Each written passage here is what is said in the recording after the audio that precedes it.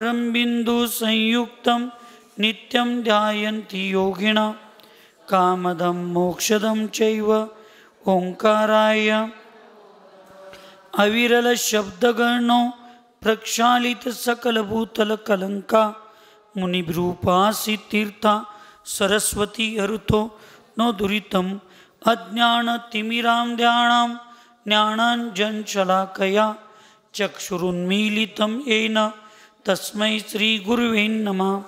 श्री परम गुरुभ्यो नमः। परंपराचार्य गुरुभ्यो नमः। सकल कलुष विध्वंसकं श्रेयसं परिवर्धकं धर्म संबंधकं भव्य जीवमन प्रतिबोधकारकमिदं इदं शास्त्रं स्रोत मूलाचार्य प्रदीप नामधेयम् अस्य मूलग्रंथकर्तार श्री सर्वज्ञ देवाः सदुत्तर ग्रंथकर्तार श्री गंधर्देवाः प्रतिगंधर्देवाः तेषां वचोनुसार महासाध्य सकल कीर्ति आचारेण विरचितम् इदं शास्त्रं श्रोतार सावधानतया शृण्वन्तु। मंगलं भगवान वीरो मंगलं गौतमो गणी मंगलं कुंदकुंदाद्यो जैनधर्मोऽस्तु। सर्वमंगलमांगल्यं सर्वकल्याणकारकं प्रदानं सर्वधर्माणां जैनं जयतु। वंदे विद्यासागरं वंदे सन्मति। श्रीमन्तं मुक्तिभर्तारं वृषभं वृषनायकं धर्मतीर्थकरं ज्येष्ठं वंदे नन्तगुणार्णवं। ज्ञानाचारफलप्राप्ता नरहत्सिद्धत्रियोगिना नत्वा वश्येष्ठदा ज्ञानाचारं विश्वाग्रदीपकं।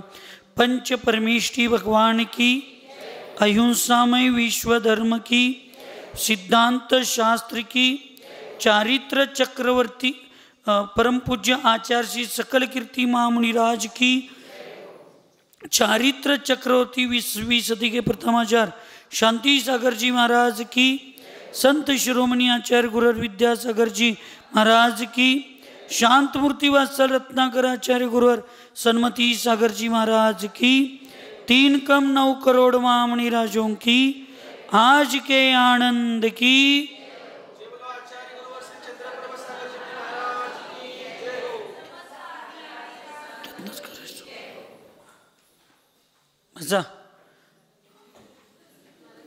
काय लोकांची विचित्र अवस्था आहे बघा।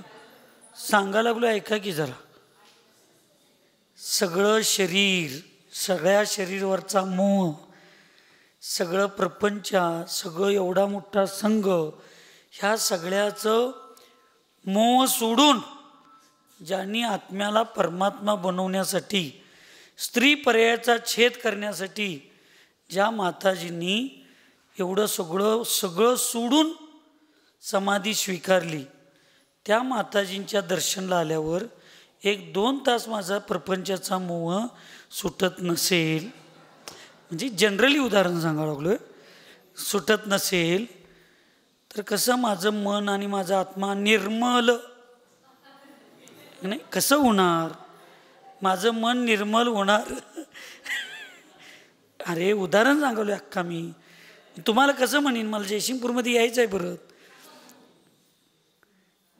आणि नुसतं असं करून चालणार नाही, त्याला रेखा पण सुरेखा मारायला पाहिजे, कसली पण मारून चालणार नाही, बरोबर आहे? आता बाकीच्यांचं काही उदाहरण द्यायला नको, काय देऊ सगळ्यांचं? नको नको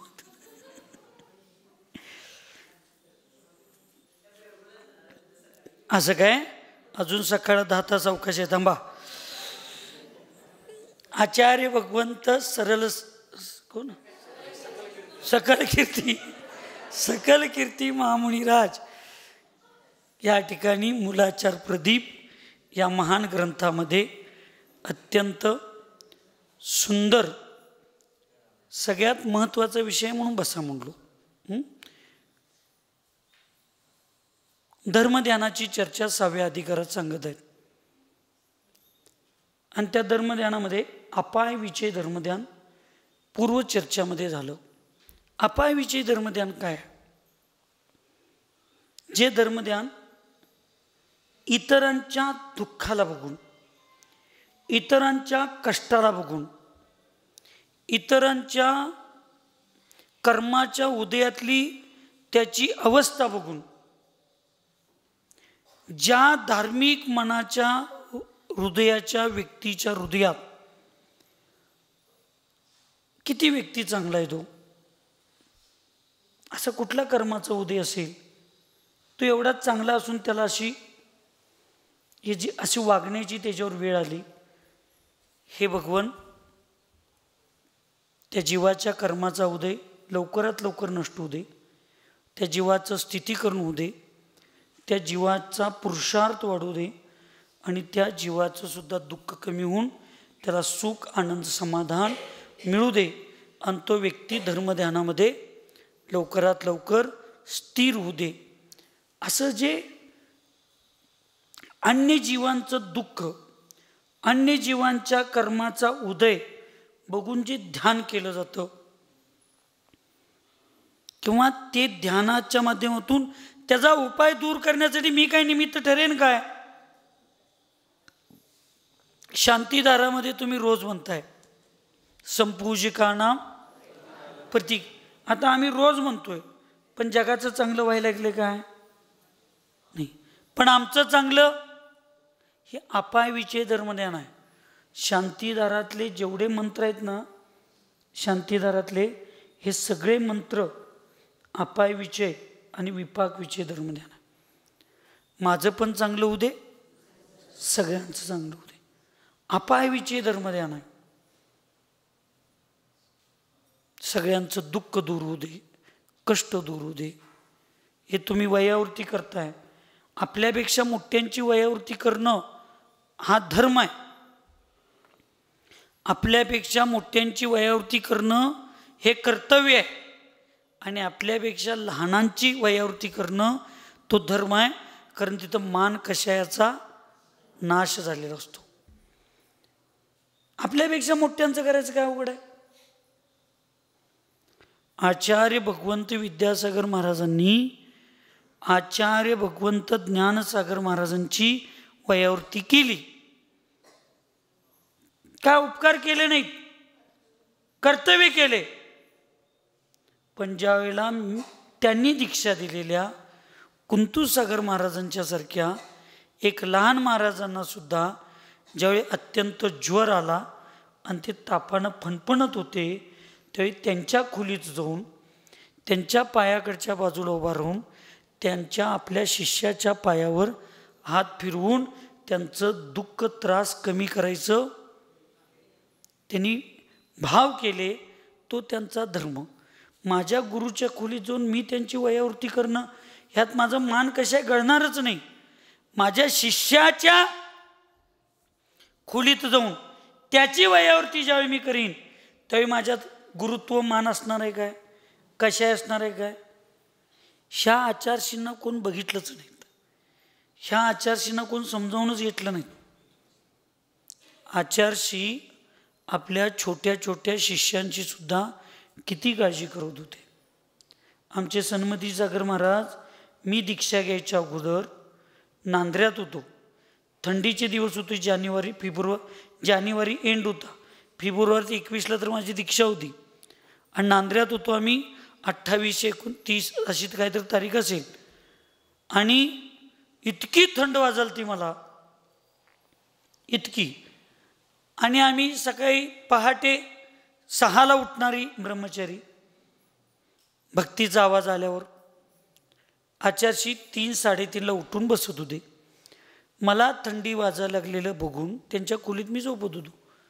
तर आचार्यांनी आपली चटई सामायिकला बसताना त्यांची चटई काढली आणि माझ्या अंगावर हातरली.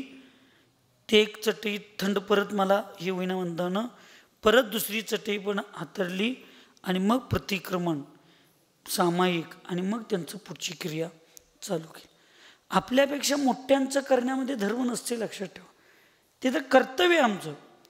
पण आमच्यापेक्षा छोट्यांना सुद्धा आमची चूक असताना क्षमा मागणं हे आमचं कर्तव्य आहे.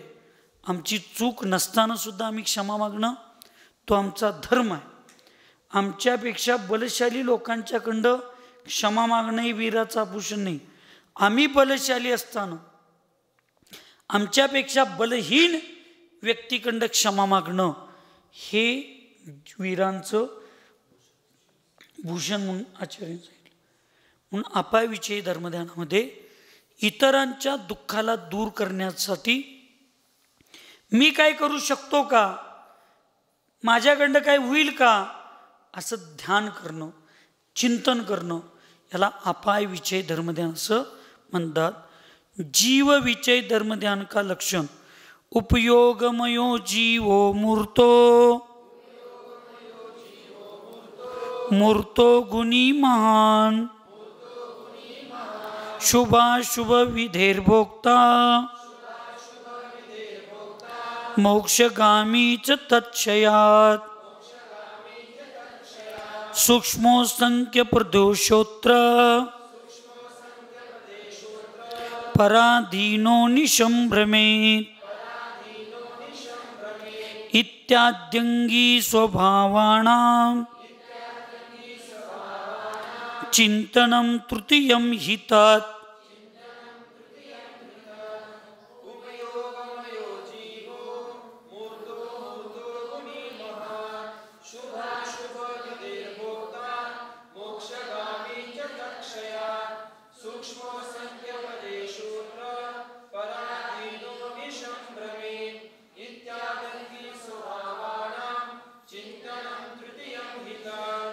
यह जीव उपयोगमय है.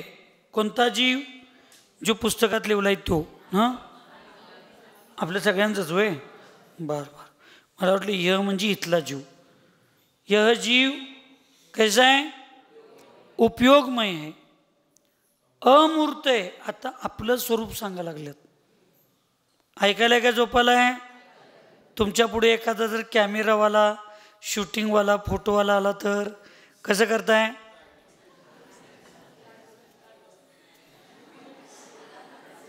तयारीत असताय की नाही? त्या पुद्गलाचं फोटो काढताना एवढं तयारी करताय. आता आमचं फोटो काढायला लागल्यात. मी जो आहे, मी आत्मा, माझं फोटो आता एक्सरे, ती मशीन दवाखान्यातली मूर्त आतल्या हाडांचा एक्सरे काढते. आमची जिनवानी रूपी एक्सरे मशीन आहे ना, ती अमूर्त आत्म्याचा एक्सरे काढून आमच्या पुढे पिक्चरसारखं ठेवते की तू कसा आहेस. पण आमचा ह्या मशीनपेक्षा त्या मशीनवर विश्वास जास्त. आमचा ह्या डॉक्टरपेक्षा नाश होणाऱ्या शरीराचं व्यवस्था करणाऱ्या डॉक्टरवर विश्वास जास्त. आणि शाश्वत आत्म्याची जे डॉक्टर आहेत, आच्या भगवंत, त्यांच्यावर विश्वास आमचा कमी. मग मी कसा आहे? हा जीव कसा आहे? पहिला एवढा तरी विश्वास आहे काय? मी एक जीव आहे, ह्याच्यावर तरी विश्वास आहे का? बघा एक मारून. मी जीव आहे ह्याच्यावर विश्वास आहे. मग आता आमचा एक्सरे काढायला लागलेत. मग कसा आहे तो जीव? त्याची BP किती आहे, त्याचं शुगर किती आहे, त्याचं पल्स रेट किती आहे, त्याचं हाडं किती आहेत, दातं किती आहेत, त्याचं पूर्ण आता व्यवस्थित आपल्याला गुणांचं वर्णन. ज्ञान हेच ज्याचं शरीर आहे, तो जीव, तो आत्मा. म्हणून आचार्य भगवंत कुंद स्वामींनी पंचाष्टी काय प्रवचनसार या दोन्हीपैकी कशा तरी एकाच सांगितलंय. तुमचं तुम्ही हुडकून बघा. यह जीव उपयोगमय. हा जीव कसा आहे? उपयोगमय आहे, अमूर्त आहे. कसा आहे? अमूर्त आहे. कर्म के संबंध से मूर्त है. निश्चयानं कसा आहे तो? अमूर्त आहे. आणि व्यवहारामध्ये कर्माच्या अधीन झाल्यामुळं, कर्माशी संयोग झाल्यामुळं तो कसा आहे? मूर्त झालेला आहे. त्याच्यात तो राहतो. गुणी आहे. तो कसा आहे? गुणी आहे, समस्त पदार्थों में उत्कृष्ट है।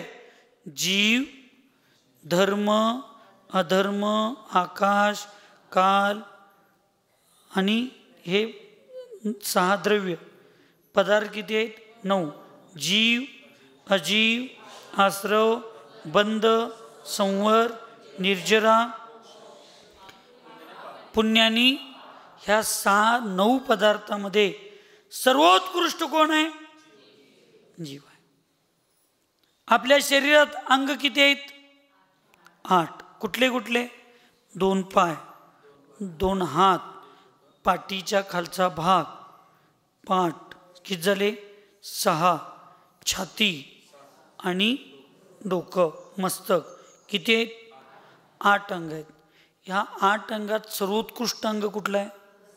मस्तक। त्याला आम्ही जनरल बाजार करून टाकलोय, कुठं पण वाकवत बसलोय, आणि ते सोन्याचं मुकुट घालणारं मस्तक त्याच्यात सगळं उकिरंडा करून टाकलोय, उकिरंडा। जेवढी जगातली कुजलेले नासलेले विचार आहेत ते सगळे कुठं आहेत?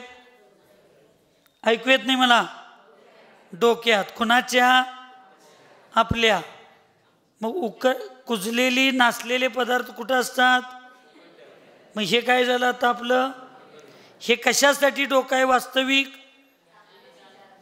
ज्ञान, बुद्धी, चारित्र्य, चांगल्या विचाराचं किरीट घालण्यासाठी डोक्याचं महत्त्व किरीटामुळे वाढतं, तसं बुद्धीचं महत्त्व चांगल्या विचारामुळे वाढतं।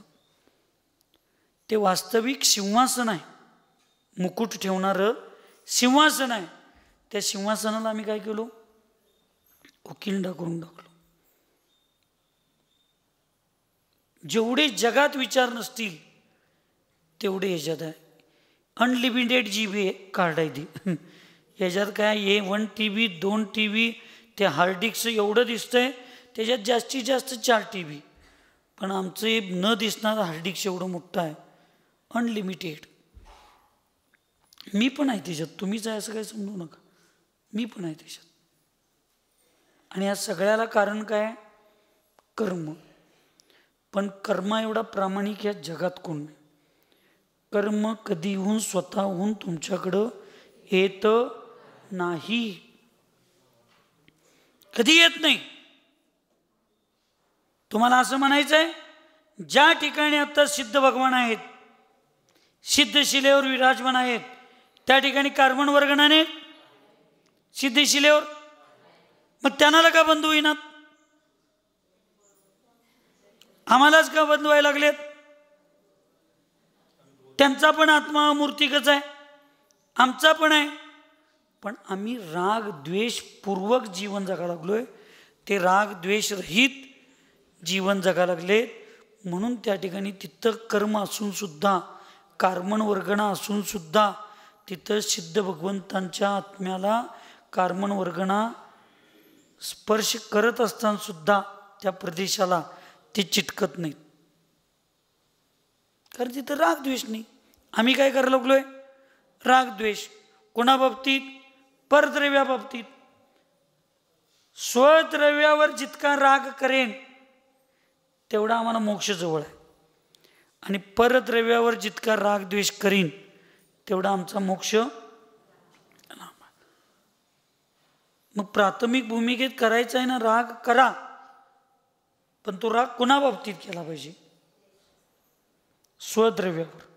कशावर केला पाहिजे? स्वद्रव्यावर। 7व्या गुणस्थानाच्या पुढं आचार्य भगवंत कुंदकुंद स्वामींनी निज शुद्ध आत्म्याच्या स्वरूपाचं, स्वभावाचं सोडून कुणाचंही आलंबन घेतला परद्रव्याचं, तर त्याला सुद्धा परगत समय म्हटलं, त्याला सुद्धा मिथ्यादृष्टी म्हटलं। म्हणजे देवशास्त्र गुरूंचं सुद्धा आलंबन हे 7व्याच्या स्वस्थानापर्यंतच आहे।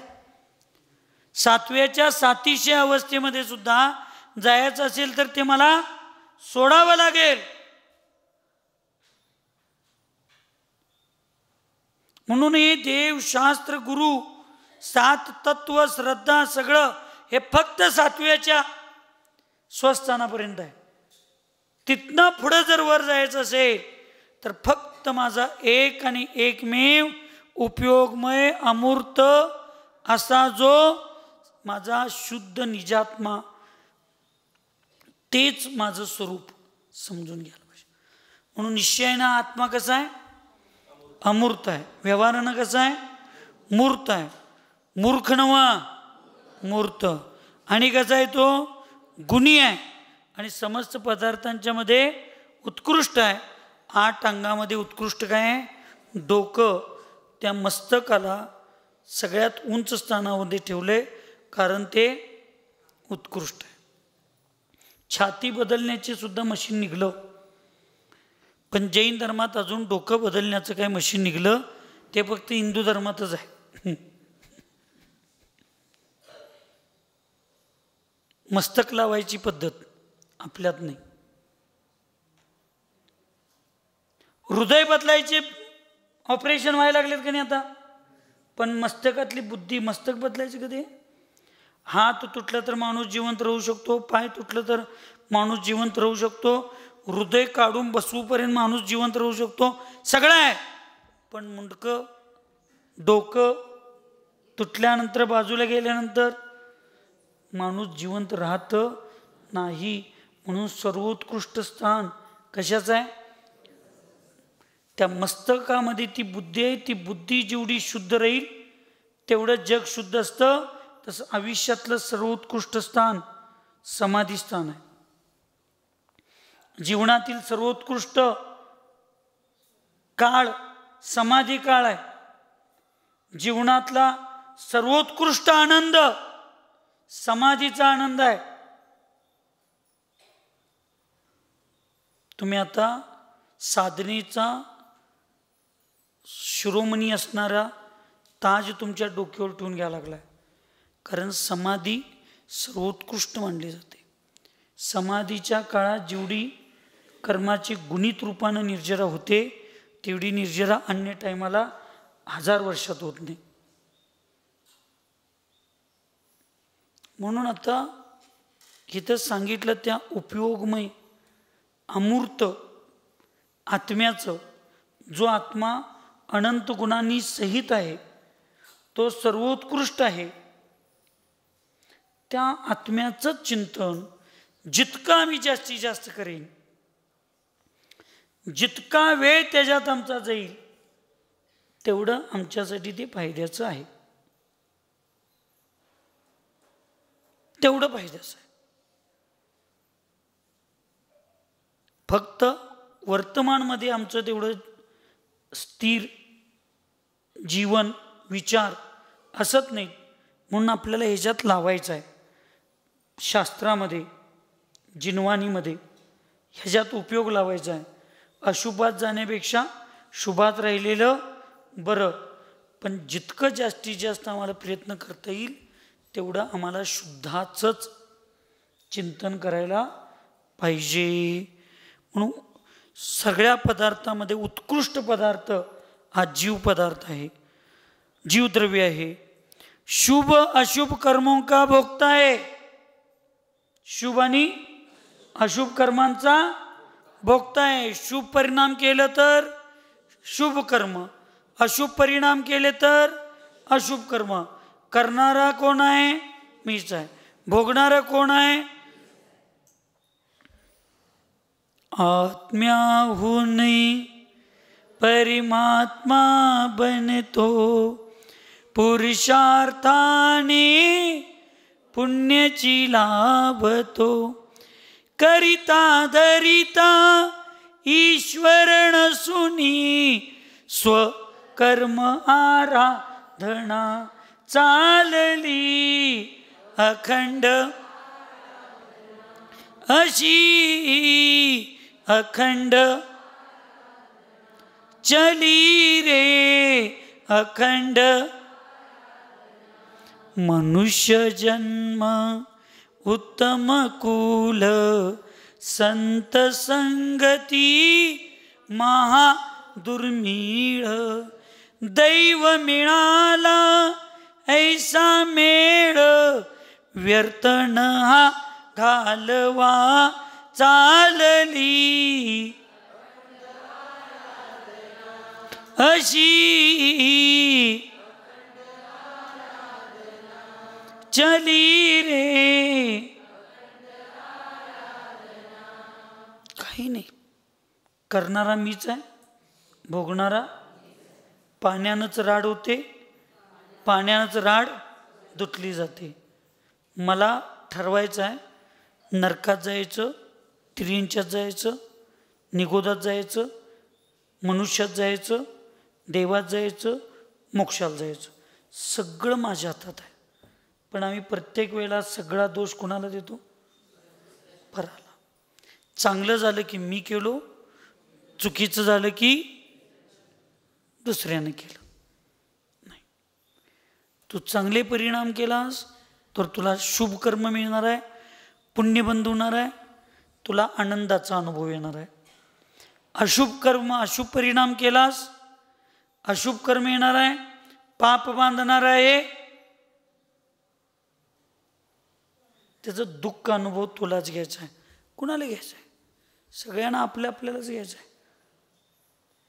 संजय घोडावत त्यांच्या हेलिकॉप्टरमध्ये तो ड्रायव्हर पायलट पण बसलेला असतोय, मालक पण बसलेला असतोय. ECचा प्रभाव दोन्ही ठिकाणी तेवढ्याच असतो. पण ड्रायव्हरला काय आनंद होतो? तो म्हणतो मी ड्रायव्हरच आहे, ही माझं काही हेलिकॉप्टर नाहीच. आणि मालक त्या अनुभवावर आहे. हिथं दोन्ही प्रकारचे शुभ पण अशुभ पण, पुण्य पण पाप पण, सगळ्या कार्बन वर्गणातील लोकात खसाखस भरलेले. काही सांगायला लागत नाही. माझे परिणाम झाले,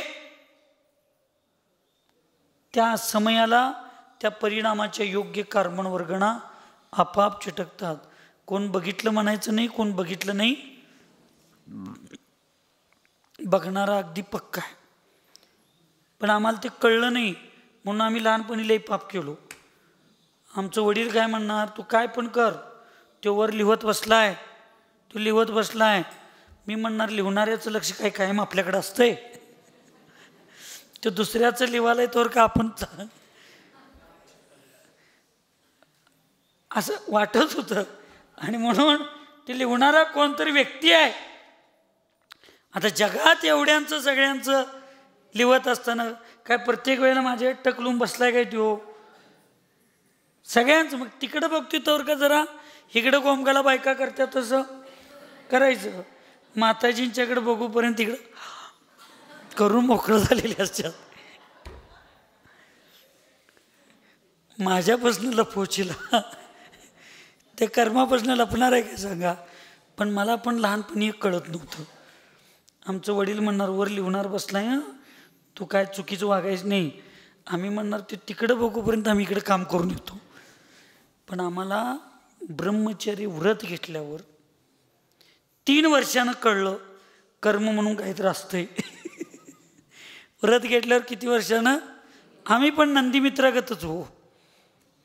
फक्त तो खायला मिळते म्हणून ब्रह्मचारी महाराज झालता. आम्ही वीराचार्यांचं काम आपल्याला जर करायचं असेल तर वैवाहिक जीवनात अडकलो तर मला काम करता येणार एकमेव या भावनेनं मी फक्त व्रत घेतलो होतो. ज्यावेळी व्रत घेतलो त्यावेळी काय मोक्ष माहीत नाही, काही नाही. मी सुद्धा ठरवलतो ज्यावेळी कळलं मोक्ष सगळं त्यावेळी म्हटलं निवांत 60-65व्या वर्षी दीक्षा घ्यायचं. केस सगळी पिकून निम्मी गेल्यावर केस लोच करायचं किती अवघड असते ते महाराजांच्यावर करताना बघणार. कोण असलं केस लोच करायचं? हे ब्रह्मचारी व्रत झाल्यावरचं सांगालो. कुठं उपाशी राहायचं? एक महाराजांचं 3-3, 4-4 अंतराय बघून एक टायमाला नसलं तर चालत नाही. आणि कुठेही 4-4 दिवस उपाशी बसतोस. निवांत करायचं. शेवटचं 60-65 वर्ष झाली की मग दीक्षा घ्यायचं असं माझी वैयक्तिक भाव होते. पण आयुष्यात कधी पुण्याचा उदय होईल, त्या पुण्याच्या उदयाला काय काय दुर्घटना घडतील, त्या दुर्घटनेचा काय मी उपयोग कसा करून घेईन. माझ्या जीवनात दीक्षा घेण्यासाठी जी दुर्घटना घडली, ती दुर्घटना जर माझ्याकडे धर्माचं ज्ञान नसतं, जर आचार्यशींच्या सारखा जर चांगला गुरु माझ्या जीवनात नसता, तर मी परत रिटर्न गो टू पॅव्हेलियन आणि चुकीच्या दिशेला गेलो असतो. पण आचार्यशींच्यासारखे गुरु होते म्हणून त्या दुर्घटनेतनं मी चांगला अर्थ काढला आणि मी दीक्षा घेण्याचा निश्चय 2008 फेब्रुवारीच्यापर्यंत ग्रहत्यागाचा निर्णय मी तिथे घेतला. आचार्यशींच्यापाशी निवेदन केलं. आचार्यशींच्या डोक्यात कोणाच्याच दीक्षाचे विचार नव्हते, पण मी माझा नियम फोडू शकत नव्हतो म्हणून सन्मती सागर महाराजांच्याकडे येऊन दीक्षा घेतलो. प्रत्येक दुर्घटना चांगल्या घटनेमुळं दीक्षा घेणारे 5% लोक आहेत. जेवढे सिद्ध भगवंत आहेत सगळ्यांचं उदाहरण काढ. चांगल्या घटनेमुळं दीक्षा घेतलेले 5-10% उदाहरण आहेत. जीवनात दुर्घटना आणि काही ना काहीतरी वेगळं चुकीचं घडल्यानंतर बघून, आपल्या किंवा दुसऱ्याच्या जीवनातलं बघून भरपूर लोकांना वैराग्य झाले. पण तुम्ही एवढे वितरागी आहात, कसल्याच वैराग्याचा तुमच्यावर फरकच पडत नाही. एवढे वितरागी आहात तुम्ही. काय सांगायचं. तुमच्यासारखा म्हणजे समता भाव खरोखर मला अखंड जगात कुठे मिळणार नाही. एवढं समता भाव. कुणाला तर असं मी बोलतोय त्याचा जरा राग आला असतं की नाही, रागानंतर कोणतं उठून नियम घेतला असतं. राग आहे म्हणून सांगितलं वैरागी भाव. राग द्वेष कोत्रीवाल्यांचा सगळा नाश झालाय. तुम्ही सगळे भरत चक्रवर्तीचे वंशज आहात. घर में रहकर वैरागी. काय आता तुमच्या वैराग्याला दंडवत घालायलाच मी इथं आलोय कोथरीमध्ये. काय गुरुजी, बरं आहे की नाही. पुढच्या भावात ह्या भावात तुमचं बरोबर, पुढल्या भावात आमचं बरोबर. हा जीव अशुभ आणि शुभ कर्मांचा भोगता है. उन कर्मों के नाश होने से उसी समय में मोक्ष में जा विराजमान होता है. आणि तो जीव जे केलेलं कर्म आहे त्या कर्माचा नाश ज्या क्षणाला करतो त्याच समयामध्ये त्याला काय मिळतं, मोक्ष मिळतो. यह जीव अत्यंत सूक्ष्म है, असंख्यात प्रदेशी है और कर्मों के अधीन होकर इस जन्म मरण रूप संसार में निरंतर परिभ्रमण करता रहता है. इस प्रकार जीवों के स्वरूप का चिंतन करना जीव विचय धर्म ध्यान है. अशा प्रकारे जीवांचा विचार करणं, सगळ्या जीवद्रव्यांच्या बद्दल विचार करणं ही जीवविचय धर्मध्यान आहे. आणि त्या जीवविचय धर्मध्यान केल्यानंतर आपल्या स्वतःच्या जीवद्रव्याचं आता माझं कर्तव्य काय, मी काय, मला काय केलं पाहिजे.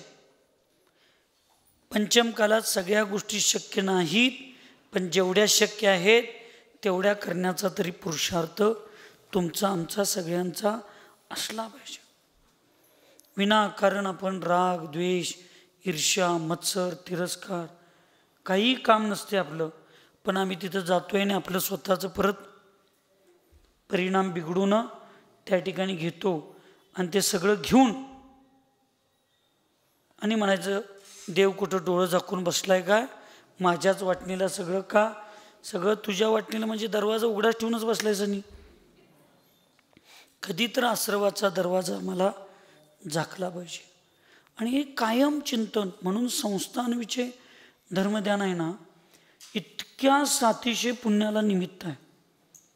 पण ज्यावेळी नरकाचं चिंतन चालू असतं, अधोलोकाचं चिंतन चालू असतं, त्यावेळी आमच्या मनात भाव झाले पाहिजेत की भगवान मला इथं येऊन चालणार, इथं येण्यासारखे माझे परिणाम नको. मग त्या परिणामांच्यापासून आम्ही काय होतो, बरोबर बाजूला जाण्याचा प्रयत्न मालावू आपण करतो. बरोबर आहे की नाही? कोणाचं शाबाश, कोण तर कोथळीत माझं बरोबर आहे असं म्हणून मालावू मला लय आवडत्या. खरं काल मालावू एक लय शब्द वाईट वापरली, असं मनाला माझ्या इतका भेद पडला. वा, सकाळी आज बिन गजर वाजता मी उठलोय, स्वप्नात मला मालावच दिसत होती. सगळ्यांच्या पुढे सांगू का एकटंच सांगू? काय फरक पडते? रागच नाही तुम्हाला आणि कोथीवाल्यांना. हा, मला पण नाही. आणि असू दे, कधी तर प्रवचनात विषय आल्यावर सांगतो. मालावू काल म्हटली, आता काय आम्ही म्हातारं झालो, आता काय तुम्हाला नवीन नवीन नावं लागतात. एक लक्षात ठेव म्हटलं नाही. हां, मालावू मला काय कोथळीत नवीन नावं घेऊन मला कुठला पक्ष निर्माण करायचा नाही. मला फक्त नवीन नावं, नवीन माणसं, नवीन माणसांच्याकडं एवढ्यासाठी लक्ष देतोय, ज्या तुम्ही 15-20 जुन्या बायकांनी ह्या कोथळीतला धर्म सुरक्षित ठेवला, तो धर्म तुमच्याबरोबर लाकडावर जळून जाऊ नये. तो तुमच्या मागं धर्म सुरक्षित राहिला पाहिजे. आणि मग आत्ता तुमचं वय आहार द्यायचं नाही, आहार घ्यायचा आहे. आता किती दिवस देत बसणार? ते आम्ही सारखं तुमच्याकडे घ्या लागलोय म्हणून महाराजांचं माझ्यावर लई प्रेम आहे, प्रेम आहे म्हणून तुम्ही आहार घ्यायचं विचारच करेना म्हणताना मी म्हटलं एकदा आहार घ्यायचं जरा कमी करूया, म्हणजे रागारागानं तर घेत्यात काय बघूया. पण तो पण माझा डाव फेल केला. तुम्हाला रागच येत नाही म्हटल्यावर करायचं. अशी कुठलीही गोष्ट नसते. लक्षात ठेवा, गुरूंच्या समाधीच्या अगोदर संघ टिकवणारा एक शिष्य तयार झाला पाहिजे. उद्योग वडील मारायच्या अगोदर उद्योग चालवणारा पुत्र तयार झाला पाहिजे. तसं तुमच्या सगळ्या धार्मिक लोकांचं कर्तव्य आहे. तुम्ही तुमचा हे कर्तव्य सोडून मोक्षमार्गाची म्हणजे तुम्ही दीक्षा घ्या किंवा समाधी साधा, याच्या अगोदर तुमच्या मागं तुमची पिढी ही धार्मिक तयार करणं हे तुमचं कर्तव्य आहे. आणि तुम्ही या काही तरुण सुनांना तयार केला, त्या तरुण सुनांना उगाच जरा हवा मारून सगळ्यांना प्रोत्साहन द्यायचं म्हणून जरा ते चांगल्या चांगल्या म्हणतोय, दुसऱ्यांना चांगलं म्हणतोय म्हणजे तुम्ही वाईट असणारच नाही. तुम्ही तुमच्यासारखी तर चांगली लोक आहेत म्हणून तर मी आलोय की माताजींच्या वयावरतीला बहिरनं कोणाला बोलवायला नको. आता जो नियम केला, रात्री भोजन त्याग, कंद लसूण कंदमुळं त्याग, हे सगळं हे दुसऱ्या गावात असतो तर हुडकून लोक आणायला पाळी असती. तुमच्या गावात हुडकायची काही गरज आहे काय? काय नसलं तरी निम्मी वटलेली झाडं तर आमच्या उपयोगाला वटलेल्या झाडाला वटलेली झाडच मदत करणार आहेत. काट्यानंच काटा नेणार आहे. माणसाला मदत माणूसच करणार आहे. तसं म्हाताऱ्यांना मदत हे मला माहिती आहे म्हणताना मी कोथळीत आलोय. तुम्ही काही काळजी करू नका. सगळं काम मी बरोबर माझ्यासारखा प्लॅनबद्ध काम करणारा माणूस कोणी नाही है ना. शाबाश. सुखी रहे सब जगत में, कोई कभी न घबराए, वही पाप अभिमान छोड़ जग नित्य नहीं. ओम नमः